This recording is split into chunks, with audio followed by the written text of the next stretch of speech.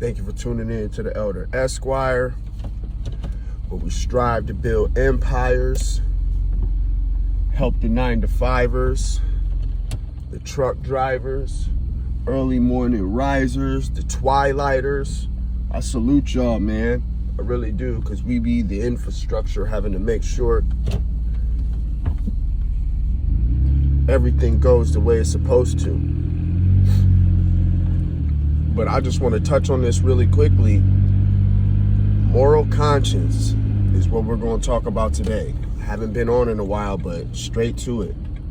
What I see nowadays are a lot of people using the same talking points to bring the same viewers or different viewers or more viewers to their platform to hear the same thing said in a different way.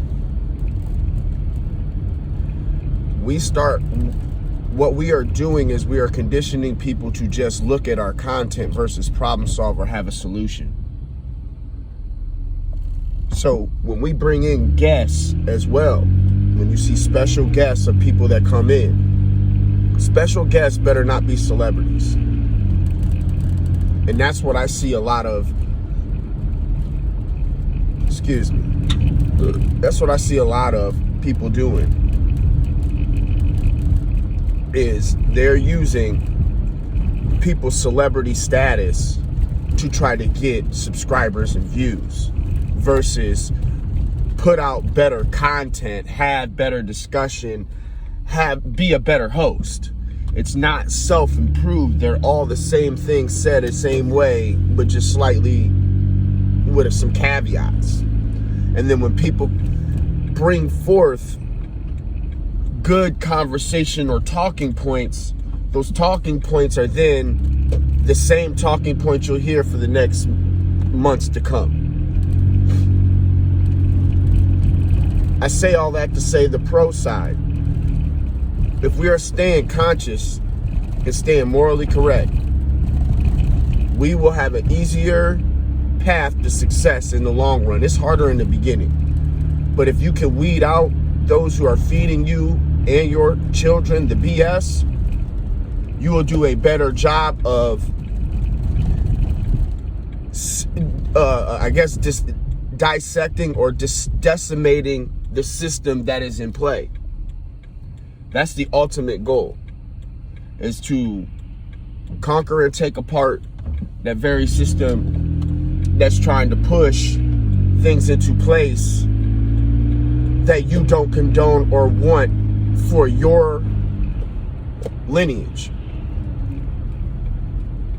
That's why it's all about morals. You hear people all the time. I mean, look at the women nowadays that are in their 40s and 50s that are, trying to freeze eggs or do IVF, and they're all trying to now want to do what was natural, which is have children, have family. I mean, we'll have a talk. Once again, I say this all the time. We'll have a talk and a discussion about the amount of info and data that's out there that shows the culture that we are creating, or that started, Madonna era, Like a Virgin, into the 90s, decades, fast forward to the 90s, where Lick Me Like, or not Lick Me Like a Lollipop, Fight the Power was one of the most popular hip hop songs. And then in the 2000 millennia, which is a decade later, Lick Me Like a Lollipop by Lil Wayne is one of the most popular songs. So then 2 decades after that, you got WAP, and then you got these new, even more ratchet, F- bottom basement female artists that are coming out with even trashier music, talking about going to the abortion clinic and killing babies, and it's getting promoted. This is the type of arrogance that is out there, and it's a beyond arrogance. It's ignorance. It's a whole list of things. But how weak is your soul to say some shit like that, or to do some things like that, or to act out in things like that? Like, how weak can you be? And I usually don't curse much, but how weak can you be for something like that?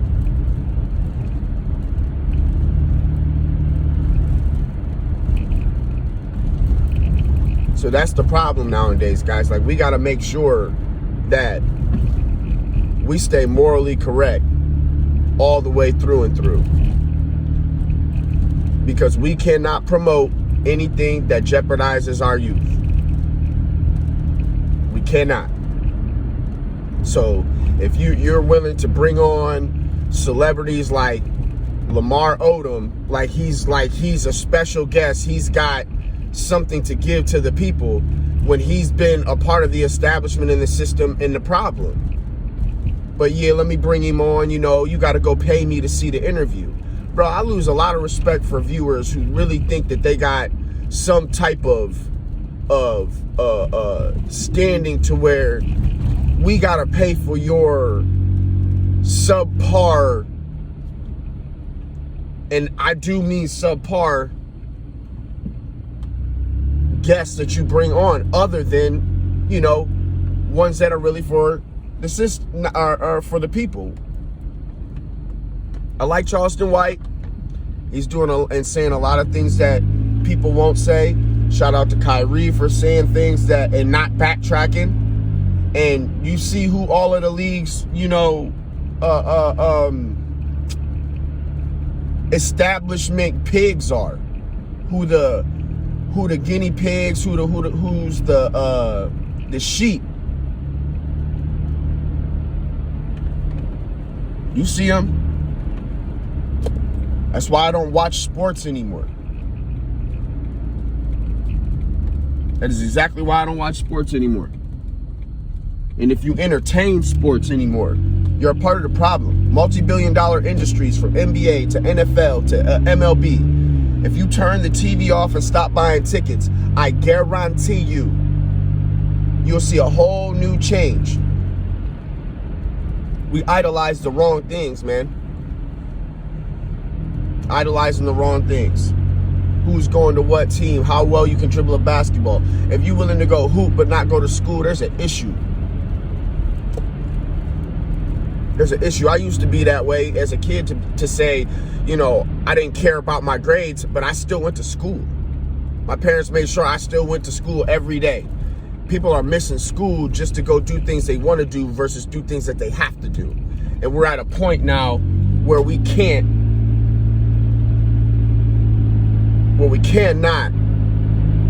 have mistakes going forward. And what I mean by that is we cannot allow our generation from, like Kyrie said, from 82 up until 2000, we cannot let the generation that follows us track through steps that got us into this situation in the first place. And I mean that wholeheartedly.